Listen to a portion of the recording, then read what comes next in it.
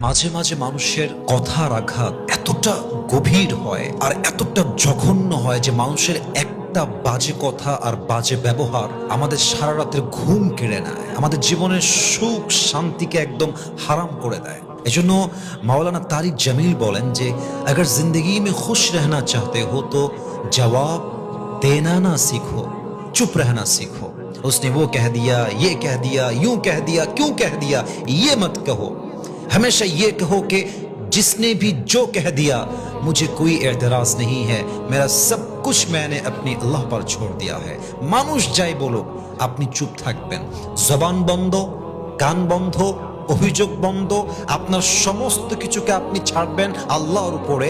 আপনার মনের সুখ আপনাকে দান করবে একজন, বলেন সবাই তিনি কে? এই জন্য মানুষের কড়া কথা, বাজে কথা, গালিগালাজ এগুলোর জবাব দিতে যাবেন না। যত জবাব দিতে যাবেন আপনার মনটা তত বেশি খারাপ হবে। এই জন্য আমরা আমাদের সমস্ত অভিযোগ, সমস্ত কষ্ট সব কিছুকে ছাড়বো এক সত্তার উপরে, বলেন সবাই তিনি কে?